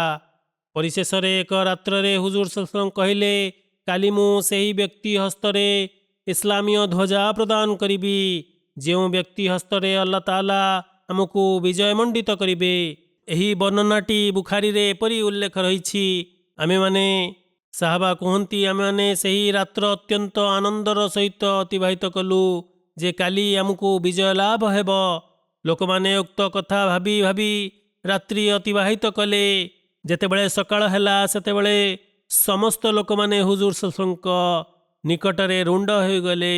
ପ୍ରତ୍ୟେକ ବ୍ୟକ୍ତି ଏହି ଆଶା କରୁଥିଲା ଯେ ଇସଲାମୀୟ ଧ୍ୱଜା ତାକୁ ହିଁ ମିଳୁ। ହଜରତ ଉମର ରାଦିୟଲ୍ଲାହୁ ବର୍ଣ୍ଣନା କରନ୍ତି, ମୁଁ ସେହି ଦିନ ପୂର୍ବରୁ କେବେ ବି ସେନାପତିତ୍ୱ ପଦ ଆଶା କରିନଥିଲି। ହଜରତ ବୁରିଦା ରାଦିୟଲ୍ଲାହୁ ବର୍ଣ୍ଣନା କରନ୍ତି, ଆମମାନଙ୍କ ମଧ୍ୟରୁ କୌଣସି ବ୍ୟକ୍ତି ହୁଜୁର ସଲ୍ଲଲ୍ଲାହୁ ଠାରୁ କୌଣସି ପଦ କିମ୍ବା ମର୍ଯ୍ୟାଦା ପ୍ରାପ୍ତିର ଆଶା କରିନଥିଲା, କିନ୍ତୁ ଆଜି ପ୍ରତ୍ୟେକ ବ୍ୟକ୍ତି ଏହି ଆଶା କରୁଥିଲା ଯେ ତାକୁ ଧ୍ୱଜା ପ୍ରାପ୍ତ ହେଉ। ଏପର୍ଯ୍ୟନ୍ତ କି ଆମେ ଗୋଇଠିରେ ଠିଆ ହୋଇ ନିଜ ମୁଣ୍ଡକୁ ଉପରକୁ କରୁଥିଲୁ ଯେପରି ହୁଜୁର ସଲ୍ଲଲ୍ଲାହୁ ଆଲାଇହି ୱସଲ୍ଲାମ ଆମକୁ ଦେଖିନିଅନ୍ତୁ। ହଜରତ ସଲମାନ ରାଦିୟଲ୍ଲାହୁ ଓ ହଜରତ ଜାବିର ରାଦିୟଲ୍ଲାହୁ ବର୍ଣ୍ଣନା କରନ୍ତି, ହଜରତ ଅଲି ରାଦିୟଲ୍ଲାହୁ ରସୂଲୁଲ୍ଲାହ ସଲ୍ଲଲ୍ଲାହୁ ଆଲାଇହି ଠାରୁ ପଛରେ ରହିଯାଇଥିଲେ। ଖୈବର ଯାତ୍ରା ସମୟରେ ଅସୁସ୍ଥତା ଓ ରୋଗ ଯୋଗୁଁ ହଜରତ ଅଲି ରାଦିୟଲ୍ଲାହୁ ସାଙ୍ଗରେ ଆସିପାରିନଥିଲେ, କିନ୍ତୁ ପରେ ବ୍ୟସ୍ତ ବିବ୍ରତ ହୋଇ ସେ ବାହାରି ପଡ଼ିଥିଲେ, କାରଣ ହଜରତ ଅଲି ରାଦିୟଲ୍ଲାହୁଙ୍କ ଚକ୍ଷୁ ବ୍ୟଥା ହେଉଥିଲା, ତାଙ୍କୁ ଭଲ ଭାବରେ ଦେଖାଯାଉନଥିଲା। ଯେତେବେଳେ ହୁଜୁର ସଲ୍ଲଲ୍ଲାହୁ ଆଲାଇହି ୱସଲ୍ଲାମ ଖୈବର ନିମନ୍ତେ ପ୍ରସ୍ଥାନ କଲେ ସେତେବେଳେ ହଜରତ ଅଲି ରାଦିୟଲ୍ଲାହୁ ଭାବିଲେ ଯେ ଏହା କିପରି ସମ୍ଭବ ଯେ ମୁଁ ରସୂଲୁଲ୍ଲାହ ସଲ୍ଲଲ୍ଲାହୁ ଠାରୁ ପଛରେ ରହିଯିବି। ହଜରତ ଅଲି ରାଦିୟଲ୍ଲାହୁ ହୁଜୁର ସଲ୍ଲଲ୍ଲାହୁଙ୍କ ପଛେ ପଛେ ବାହାରି ପଡ଼ିଥିଲେ, ଏପର୍ଯ୍ୟନ୍ତ କି ହଜରତ ଅଲି ରାଦିୟଲ୍ଲାହୁ ହୁଜୁର ସଲ୍ଲଲ୍ଲାହୁଙ୍କ ସହିତ ଯାଇ ମିଶି ଯାଇଥିଲେ। ହଜରତ ବୁରିଦା ରାଦିୟଲ୍ଲାହୁ ବର୍ଣ୍ଣନା କରନ୍ତି, ରସୂଲୁଲ୍ଲାହ ସଲ୍ଲଲ୍ଲାହୁ ଆଲାଇହି ୱସଲ୍ଲାମ ଯେତେବେଳେ ସକାଳ ହେଲା ସେତେବେଳେ ନମାଜ ପାଠ କଲେ ଏବଂ ଇସଲାମୀୟ ଧ୍ୱଜା ମଗାଇଲେ। ଆପଣ ଛିଡ଼ା ହେଲେ, ଛିଡ଼ା ହୋଇ ଲୋକମାନଙ୍କୁ ଉପଦେଶ ଦେଲେ ଏବଂ କହିଲେ, ହେ ମୋର ସାହାବାମାନେ, ହଜରତ ଅଲି ରାଦିୟଲ୍ଲାହୁ କେଉଁଠି ଅଛନ୍ତି? ସାହାବାମାନେ କହିଲେ, ହେ ଆଲ୍ଲାହଙ୍କ ବାର୍ତ୍ତାବହ, ଅଲି ରାଦିୟଲ୍ଲାହୁଙ୍କ ଚକ୍ଷୁ ବହୁତ କଷ୍ଟ ହେଉଛି, ସେ ପୀଡ଼ିତ ଅଛନ୍ତି। ହୁଜୁର ସଲ୍ଲଲ୍ଲାହୁ ଆଲାଇହି ୱସଲ୍ଲାମ କହିଲେ, ତାଙ୍କୁ ଡାକ। ହଜରତ ସଲମାନ ରାଦିୟଲ୍ଲାହୁ ବର୍ଣ୍ଣନା କରନ୍ତି, ମୁଁ ହଜରତ ଅଲି ରାଦିୟଲ୍ଲାହୁଙ୍କୁ ଡାକି ଆଣିଲି। ହୁଜୁର ସଲ୍ଲଲ୍ଲାହୁ ଆଲାଇହି ୱସଲ୍ଲାମ ହଜରତ ଅଲି ରାଦିୟଲ୍ଲାହୁଙ୍କୁ କହିଲେ, ତୁମର କ'ଣ ହୋଇଛି? ହଜରତ ଅଲି ରାଦିୟଲ୍ଲାହୁ କହିଲେ, ମୋ ଚକ୍ଷୁରେ ବ୍ୟଥା ହେଉଛି, ମୋତେ ଦେଖିବାକୁ କଷ୍ଟ ଲାଗୁଛି। ହୁଜୁର ସଲ୍ଲଲ୍ଲାହୁ ଆଲାଇହି ୱସଲ୍ଲାମ ତାଙ୍କୁ କହିଲେ, ମୋ ନିକଟକୁ ଆସ। ଅତଏବ ମୁଁ ନିଜର ମୁଣ୍ଡ ଆପଣଙ୍କ କୋଳରେ ରଖିଦେଲି। ପୁନଶ୍ଚ ହୁଜୁର ସଲ୍ଲଲ୍ଲାହୁ ଆଲାଇହି ୱସଲ୍ଲାମ ନିଜର ହାତରେ ପବିତ୍ର ଲାଳ ନେଇ ମୋ ଚକ୍ଷୁରେ ଲଗାଇଦେଲେ। ହଜରତ ଅଲି ରାଦିୟଲ୍ଲାହୁ କୁହନ୍ତି ଯେ ମୋତେ ଏପରି ସ୍ୱାସ୍ଥ୍ୟ ଲାଭ ହେଲା, ମୋ ଚକ୍ଷୁ ଏପରି ଅନୁଭବ କଲା ଯେପରିକି କୌଣସି ପୀଡ଼ା ପୂର୍ବରୁ ନଥିଲା, ଅର୍ଥାତ୍ ମୁଁ ସମ୍ପୂର୍ଣ୍ଣ ରୂପେ ସୁସ୍ଥ ହୋଇଗଲି। ହୁଜୁର ସଲ୍ଲଲ୍ଲାହୁ ଆଲାଇହି ୱସଲ୍ଲାମ ସେଥିଅନ୍ତେ ମୋ ନିମନ୍ତେ ଦୁଆ କଲେ ଏବଂ ଇସଲାମୀୟ ଧ୍ୱଜା ମୋତେ ପ୍ରଦାନ କଲେ। ହଜରତ ମୁସଲିମ ମଉଦ ରାଦିୟଲ୍ଲାହୁ ମଧ୍ୟ ଉକ୍ତ ଘଟଣାର ଚର୍ଚ୍ଚା କରିଛନ୍ତି ଯେ ଖୈବର ଯୁଦ୍ଧ ଦିନ ହଜରତ ଅଲି ରାଦିୟଲ୍ଲାହୁଙ୍କୁ ସୁଯୋଗ ମିଳିଲା। ହୁଜୁର ସଲ୍ଲଲ୍ଲାହୁ ଆଲାଇହି ୱସଲ୍ଲାମ କହିଲେ, ଆଜି ତାକୁ ମୁଁ ଇସଲାମୀୟ ଧ୍ୱଜା ପ୍ରଦାନ କରିବି ଯାହାକୁ ଆଲ୍ଲାହ ତାଆଲା ଭଲ ପାଆନ୍ତି। ଆଜି ମୁଁ ସେହି ବ୍ୟକ୍ତିକୁ ଖଡ୍ଗ ହସ୍ତାନ୍ତର କରିବି ଯାହାକୁ ଆଲ୍ଲାହ ତାଆଲା ଶ୍ରେଷ୍ଠତ୍ୱର ମର୍ଯ୍ୟାଦା ପ୍ରଦାନ କରିଛନ୍ତି। ହଜରତ ଉମର ରାଦିୟଲ୍ଲାହୁ କୁହନ୍ତି, ମୁଁ ସେହି ସଭାରେ ଉପସ୍ଥିତ ଥିଲି ଓ ନିଜର ମୁଣ୍ଡକୁ ଉଚ୍ଚା କରିବାକୁ ଚେଷ୍ଟା କରୁଥିଲି। ସମ୍ଭବତଃ ହୁଜୁର ସଲ୍ଲଲ୍ଲାହୁ ଆଲାଇହି ୱସଲ୍ଲାମ ମୋତେ ଦେଖିନିଅନ୍ତୁ। ଆଉ ଧ୍ୱଜା ଇସଲାମୀୟ ଧ୍ୱଜା ମୋତେ ପ୍ରଦାନ କରିଦିଅନ୍ତୁ। କିନ୍ତୁ ହୁଜୁର ସଲ୍ଲଲ୍ଲାହୁ ଆଲାଇହି वसल्लम ମୋତେ ଦେଖୁଥିଲେ ଏବଂ ନୀରବ ହୋଇଯାଉଥିଲେ।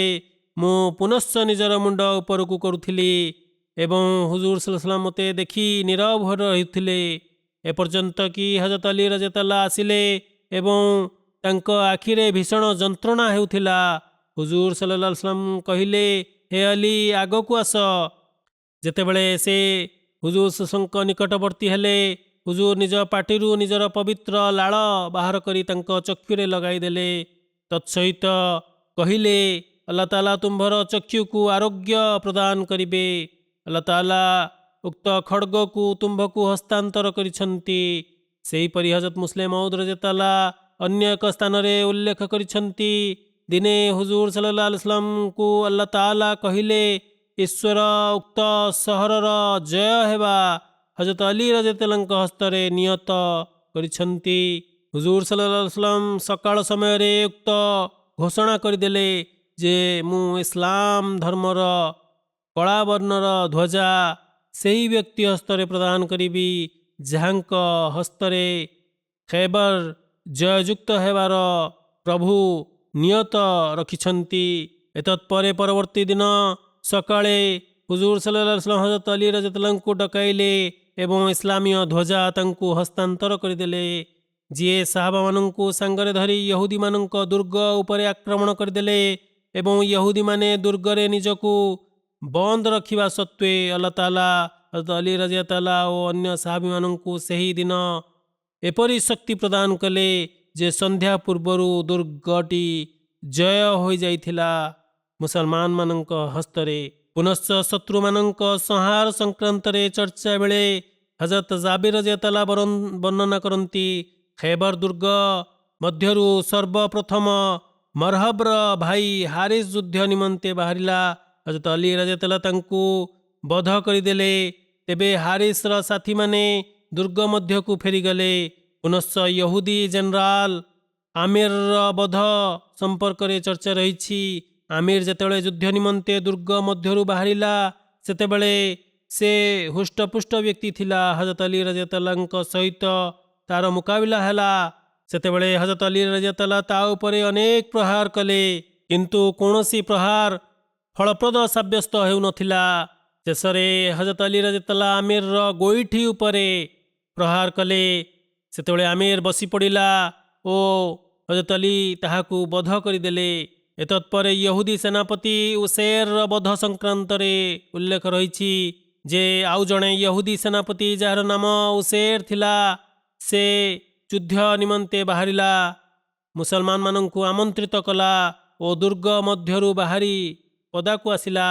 ସେତେବେଳେ ହଜରତ ମୁହମ୍ମଦ ବିନ୍ ମୁସଲେମା ରଜିୟଲ୍ଲାହୁ ତା ବିପକ୍ଷରେ ବାହାରିଲେ ଓ ତାହାକୁ ବଧ କରିଦେଲେ। ଏତତ୍ପରେ ମରହବାର ଭାଇ ୟାସିର ବଧ ହୋଇଥିଲା। ଇବ୍ନେ ଇସହାକ ଉଲ୍ଲେଖ କରନ୍ତି, ୟାସିର ପ୍ରକଟ ହେଲା ଯେବେ କି ମରହବର ଭାଇ ଥିଲା। ମରହବ ବିନ୍ ଉମର ଉଲ୍ଲେଖ କରନ୍ତି ଯେ ୟାସିର ସେହି ଲୋକମାନଙ୍କ ମଧ୍ୟରୁ ଶ୍ରେଷ୍ଠ ଶକ୍ତିଶାଳୀ ଓ ବଳବାନ ବ୍ୟକ୍ତି ଥିଲା। ତା ନିକଟରେ ଉତ୍ତମ ଯୁଦ୍ଧାସ୍ତ୍ର ମଧ୍ୟ ଥିଲା। ହଜରତ ଜୁବେର ବିନ୍ ଆୱାମ ରଜିୟଲ୍ଲାହୁ ହଜରତ ଅଲି ରଜିୟଲ୍ଲାହୁଙ୍କୁ କହିଲେ, ଆପଣ ମୋ ମଧ୍ୟରେ ୟାସିର ମଧ୍ୟରେ ଛିଡ଼ା ହୁଅନ୍ତୁ ନାହିଁ। ହଜରତ ଜୁବେର ରଜିୟଲ୍ଲାହୁ କହିଲେ, ହେ ଅଲି, ମୁଁ ୟାସିର ସହିତ ଲଢ଼ିବି। ହଜରତ ଅଲି ରଜିୟଲ୍ଲାହୁ ହଟିଗଲେ। ଯେତେବେଳେ ଜୁବେର ରଜିୟଲ୍ଲାହୁ ସେହି ଅବିଶ୍ୱାସକାରୀ ଆଡ଼କୁ ବାହାରିଲା ସେତେବେଳେ ତାହାର ମାତାଶ୍ରୀ ହଜରତ ସଫିୟା ରଜିୟଲ୍ଲାହୁ କହିଲେ, ହେ ଆଲ୍ଲାହଙ୍କ ବାର୍ତ୍ତାବହ, ୟାସିର ମୋ ପୁତ୍ରକୁ ବଧ କରିଦେବ। ରସୁଲୁଲ୍ଲାହ ସଲ୍ଲଲ୍ଲାହୁ ଆଲାଇହି वसल्लम କହିଲେ, ନା, ଆପଣଙ୍କ ପୁତ୍ର ହିଁ ୟାସିରକୁ ଇନଶାଆଲ୍ଲାହ ନିହତ କରିବ। ହଜରତ ଜୁବେର ରଜିୟଲ୍ଲାହୁ ତା ଆଡ଼କୁ ବଢ଼ିଲେ ଓ କେତେକ କବିତା ପାଠ କଲେ। ପୁନଶ୍ଚ ଉଭୟଙ୍କ ମଧ୍ୟରେ ଯୁଦ୍ଧ ହେଲା ଓ ହଜରତ ଜୁବେର ୟାସିରକୁ ନିହତ କରିଦେଲେ। ଏତତ୍ପରେ ତାଙ୍କ ହସ୍ତରେ ୟହୁଦୀମାନଙ୍କର ଦୁର୍ଗ ଜୟ ହୋଇଯାଇଥିଲା। ସେହିପରି ଅନ୍ୟ ଏକ ବର୍ଣ୍ଣନାରେ ଉଲ୍ଲେଖ ରହିଛି ଯେ ହଜରତ ଅଲି ରଜିୟଲ୍ଲାହୁ ଆଗକୁ ଅଗ୍ରସର ହୋଇ ମରହବ ଉପରେ ପ୍ରହାର କଲେ। ଏହି ଆକ୍ରମଣ ମରହବର ଲୌହ ମୁକୁଟକୁ ବିଦୀର୍ଣ୍ଣ କରି ତାଙ୍କ ଦାନ୍ତ ପର୍ଯ୍ୟନ୍ତ ପହଞ୍ଚିଗଲା। ଲୋକମାନେ ହଜରତ ଅଲି ରଜିୟଲ୍ଲାହୁଙ୍କ ସହିତ ବାହାରିଲେ ଏପର୍ଯ୍ୟନ୍ତ କି ଦୁର୍ଗକୁ ଆପଣ ଜୟ କରିନେଲେ। କେତେକ ଜୀବନୀ ଲେଖାଳିମାନେ ବର୍ଣ୍ଣନା କରନ୍ତି ମହମ୍ମଦ ବିନ୍ ମୁସଲମା ମରହବକୁ ହତ୍ୟା କରିଥିଲେ। ସୁତରାଂ ହଜରତ ଜାବିର ବିନ୍ ଅବଦୁଲ୍ଲା ରଜିୟଲ୍ଲାହୁ ବର୍ଣ୍ଣନା କରନ୍ତି ମରହବ ନିଜର ଅସ୍ତ୍ର ପରିଧାନ କରି ମୁକାବିଲା କରିବା ନିମନ୍ତେ ଆମନ୍ତ୍ରିତ କରି ଦୁର୍ଗ ମଧ୍ୟରୁ ବାହାରି ଆସିଲା ଓ ଯୁଦ୍ଧଭିତ୍ତିକ କବିତା ଯେତେବେଳେ ପାଠ କରୁଥିଲା ସେତେବେଳେ ହୁଜୁର ସല്ലଲ୍ଲାହୁ ଆଲାଇହି ወସଲ୍ଲମ କହିଲେ, କିଏ ସେ ବ୍ୟକ୍ତି ଯିଏ ମରହବର ମୁକାବିଲା କରିବ? ହଜରତ ମୁହମ୍ମଦ ବିନ୍ ମୁସଲମା ରଜିୟଲ୍ଲାହୁ କହିଲେ, ହେ ଅଲ୍ଲାହଙ୍କ ବାର୍ତ୍ତାବହ, ମୁଁ ତାହାର ମୁକାବିଲା କରିବି। ମୁଁ ଅଲ୍ଲାହଙ୍କ ଶପଥ କରି କହୁଛି, କାଲି ମରହବ ମୋ ଭାଇକୁ ଶହୀଦ କରିଥିଲା। ହୁଜୁର ସല്ലଲ୍ଲାହୁ ଆଲାଇହି वसल्लम କହିଲେ, ତେବେ ତା ବିରୁଦ୍ଧରେ ଲଢ଼ିବା ନିମନ୍ତେ ଛିଡ଼ା ହୋଇଯାଅ। ଯେତେବେଳେ ଦୁଇ ଜଣ ପରସ୍ପର ବିପକ୍ଷରେ ମୁକାବିଲା କରିବା ନିମନ୍ତେ ନିକଟବର୍ତ୍ତୀ ହେଲେ ସେତେବେଳେ ସେମାନଙ୍କ ମଧ୍ୟରେ ଏକ ପୁରୁଣା ବୃକ୍ଷ ଆସିଗଲା। ଦୁହେଁ ବୃକ୍ଷର ଆଳରେ ପରସ୍ପର ଠାରୁ ଲୁଚିବାକୁ ଲାଗିଲେ। ଯେତେବେଳେ ଦୁହିଁଙ୍କ ମଧ୍ୟରୁ ଜଣେ ବୃକ୍ଷ ପଛପଟେ ଲୁଚି ଆଶ୍ରୟ ନେବାକୁ ଚେଷ୍ଟା କରୁଥିଲା ସେତେବେଳେ ଅନ୍ୟ ଜଣକ ବୃକ୍ଷକୁ କାଟି ପକାଉଥିଲା, ଏପର୍ଯ୍ୟନ୍ତ କି ସେମାନେ ପରସ୍ପରର ମୁହାଁମୁହିଁ ହୋଇଗଲେ। ମରହବ ହଜରତ ମୁହମ୍ମଦ ବିନ୍ ମୁସଲମା ରଜିୟଲ୍ଲାହୁଙ୍କ ଉପରେ ଖଡ୍ଗ ପ୍ରହାର କଲା। ସେତେବେଳେ ସେ ତାହାକୁ ନିଜ ଢାଲ ଦ୍ୱାରା ନିଜକୁ ରକ୍ଷା କଲେ। ମରହବର ଖଡ୍ଗ ଢାଲରେ ଫସି ରହିଗଲା ଓ ଢାଲକୁ କାଟିଦେଲା। ହଜରତ ମୁହମ୍ମଦ ବିନ୍ ମୁସଲମା ରଜିୟଲ୍ଲାହୁ ମରହବକୁ ଖଡ୍ଗ ମାରି ସେତିକିବେଳେ ବଧ କରିଦେଲେ ଆଉ ସେ ଭୂମିରେ ପଡ଼ିଗଲା। ହଜରତ ଅଲି ରଜିୟଲ୍ଲାହୁ ମରହବ ନିକଟକୁ ଗଲେ ଏବଂ ତାହାକୁ ବଧ କରିଦେଲେ। ବୁଖାରୀର ବ୍ୟାଖ୍ୟାରେ ହାଫିଜ ଇବ୍ନେ ହଜର ଉଲ୍ଲେଖ କରନ୍ତି, ଇବ୍ନେ ଇସହାକ, ମୁସା ବିନ୍ ଉକବା, ୱାକିଦି ଓ ଅନେକ ଜୀବନୀ ଲେଖାଳିମାନେ ଉଲ୍ଲେଖ କରିଛନ୍ତି ମରହବକୁ ମୁହମ୍ମଦ ବିନ୍ ମସଲମା ବଧ କରିଥିଲେ। ମୁହମ୍ମଦ ବିନ୍ ମସଲମା ମରହବର ଭାଇ ହାରିସକୁ ମଧ୍ୟ ବଧ କରିଥିଲା। କିନ୍ତୁ କେତେକ ବର୍ଣ୍ଣନାକାରୀ ଦ୍ୱନ୍ଦ୍ୱରେ ରହିଛନ୍ତି। ସେମାନେ ହାରିସ ବଦଳରେ ମରହବର ନାମ ଉଲ୍ଲେଖ କରିଛନ୍ତି। ଯଦି ଘଟଣାକ୍ରମଟି ଏହିପରି ନୁହେଁ ତେବେ ସେ ଯାହା ହେଉ ମୁସଲମା ହଜରତ ଅଲି ରଜିୟଲ୍ଲାହୁ ମରହବକୁ ବଧ କରିଥିଲେ ତାହା ହିଁ ଠିକ୍ ମନେ ହେଉଛି। ସେ ଯାହା ହେଉ ନା କାହିଁକି ତାହା ଅନେକ ଅନ୍ୟମାନଙ୍କ ତୁଳନାରେ ବଳିଷ୍ଠ ଓ ପ୍ରଧାନ ବ୍ୟକ୍ତି ଥିଲା। ଏଥି ସଂକ୍ରାନ୍ତରେ ଏହା ମଧ୍ୟ ସ୍ପଷ୍ଟ ହେଉ ଯେ ମରହବ ଓ ତା ସହିତ ଥିବା ଅନ୍ୟ ୟହୁଦୀମାନଙ୍କର ଯୁଦ୍ଧ ଓ ସଂହାରର ଘଟଣାବଳୀ ସମ୍ପର୍କରେ ଇତିହାସ ଏବଂ ଜୀବନ ପୁସ୍ତକରେ ଏହି ମତଭେଦ ରହିଛି। ଉପରୋକ୍ତ ଘଟଣାଟି କେଉଁ ଦୁର୍ଗରେ ହୋଇଥିଲା? ବୁଖାରୀ, ମୁସଲିମ, ସିହାସିତ୍ତା ଇତ୍ୟାଦି ହଦିସ ପୁସ୍ତକମାନଙ୍କରେ ତ କୌଣସି ଦୁର୍ଗର ଆଲୋଚନା ନାହିଁ।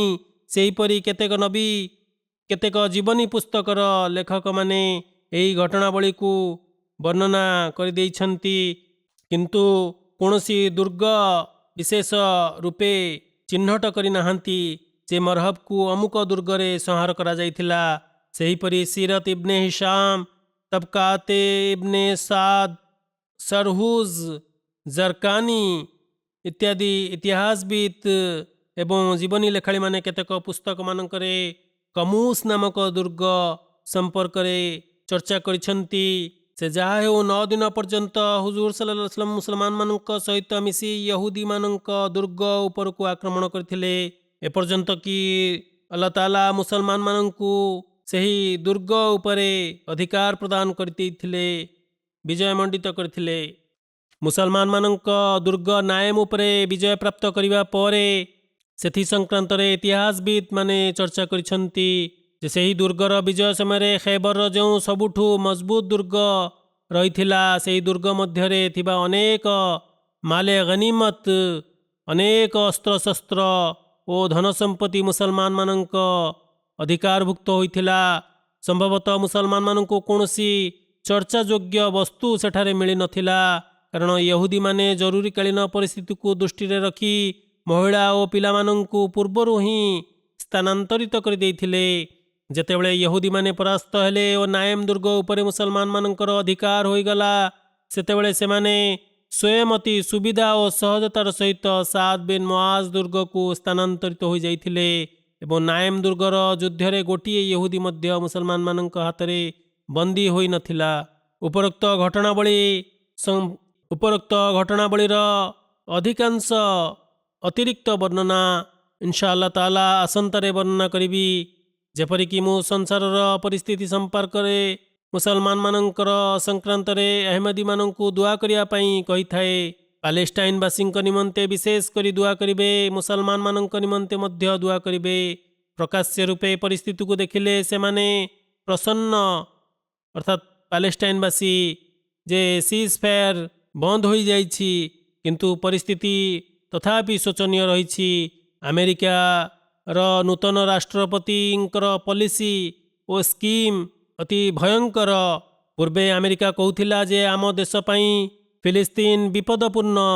ପାଲେଷ୍ଟାଇନବାସୀଙ୍କ ଉପରେ ଆଲ୍ଲାହ ତାଆଲା ଦୟା ଅବତୀର୍ଣ୍ଣ କରନ୍ତୁ, ସଂସାରବାସୀଙ୍କ ଉପରେ ଦୟା ଅବତୀର୍ଣ୍ଣ କରନ୍ତୁ।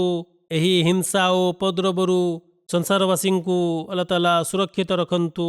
ଏବେ ବି ସମୟ ଅଛି, ଆରବ ଦେଶମାନେ ନିଜର ଆଖି ଖୋଲନ୍ତୁ ଏବଂ ପାରସ୍ପରିକ ଏକତାକୁ ପ୍ରଶୟ ଦିଅନ୍ତୁ। ଅନ୍ୟଥା କେବଳ ପାଲେଷ୍ଟାଇନ ନୁହଁ, ବରଂ ସମସ୍ତ ଆରବ ଦେଶମାନେ ଏପରି ଭୟଙ୍କର ବିପତ୍ତିର ସମ୍ମୁଖୀନ ହେବେ। ବର୍ତ୍ତମାନ କହିବାକୁ ଗଲେ କେତେକ ଅଣ ମୁସଲମାନ ରାଷ୍ଟ୍ର ପାଲେଷ୍ଟାଇନବାସୀଙ୍କ ସପକ୍ଷରେ ଅଛନ୍ତି, ପାଲେଷ୍ଟାଇନବାସୀଙ୍କ ସପକ୍ଷରେ ସ୍ୱର ଉତ୍ତୋଳନ କରୁଛନ୍ତି। କିନ୍ତୁ ଯେଉଁ ରାଷ୍ଟ୍ର ବର୍ତ୍ତମାନ ସବୁଠୁ ଶକ୍ତିଶାଳୀ ଓ ଧନୀ, ସେ ବର୍ତ୍ତମାନ ସମ୍ପୂର୍ଣ୍ଣ ରୂପେ ନିଜ ଶକ୍ତିର ନିଶାରେ ମାତି ରହିଛି। ସେ କାହା କଥା ଶୁଣିବାକୁ ପ୍ରସ୍ତୁତ ନାହିଁ। ତେଣୁ ମୁସଲମାନମାନଙ୍କୁ ଅତ୍ୟଧିକ ଧ୍ୟାନ ଦେବାର ଆବଶ୍ୟକତା ରହିଛି, ଦୁଆ କରିବାର ଆବଶ୍ୟକତା ରହିଛି। ଆମ ପାଖରେ ତ ଦୁଆର ବ୍ୟତୀତ ଅନ୍ୟ କୌଣସି ଶକ୍ତି ବା ଅସ୍ତ୍ର ନାହିଁ। ସେହିପରି ପାକିସ୍ତାନ ଓ ବାଂଲାଦେଶର ଆହମଦୀମାନଙ୍କ ପାଇଁ ମଧ୍ୟ ଦୁଆ କରିବେ। ଆଲ୍ଲାହ ତାଆଲା ସେମାନଙ୍କୁ ପ୍ରତ୍ୟେକ ପ୍ରକାର ଉପଦ୍ରବ, ବିଶୃଙ୍ଖଳା ଓ ବିରୋଧାତ୍ମକ ଆକ୍ରମଣରୁ ସୁରକ୍ଷିତ ରଖନ୍ତୁ। ନିଷ୍ପେଷିତ ଆହମଦୀମାନଙ୍କ ପାଇଁ ଦୁଆ କରିବେ। ଆଲ୍ଲାହ ତାଆଲା ସେହି ସମସ୍ତଙ୍କୁ ନିଜର ସୁରକ୍ଷା ବଳୟ ମଧ୍ୟରେ ରଖନ୍ତୁ। ଆଲ୍ଲାହ ତାଆଲା ସଂସାରବାସୀଙ୍କୁ ସଦ୍ବୁଦ୍ଧି ପ୍ରଦାନ କରନ୍ତୁ। ଶାନ୍ତି ସ୍ଥାପନ କରିବା ନିମନ୍ତେ ଆଲ୍ଲାହ ତାଆଲା ସମସ୍ତ ରାଷ୍ଟ୍ର ଓ ଲୋକମାନଙ୍କର ଧ୍ୟାନ ଆକର୍ଷଣ କରନ୍ତୁ। ଏଥି ନିମନ୍ତେ ଆଲ୍ଲାହ ତାଆଲା ଆମକୁ ସାହାଯ୍ୟ ପ୍ରଦାନ କରନ୍ତୁ।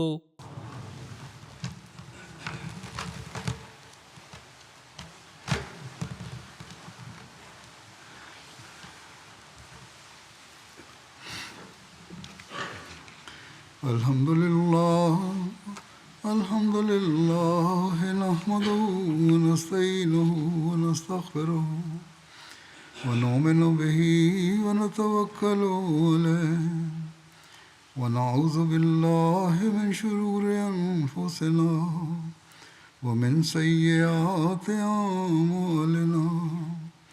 Man yahdihillahu fala mudilla lahu ومن يضلل فلا هادي له ونشهد أن لا إله إلا الله ونشهد أن محمدا عبده ورسوله.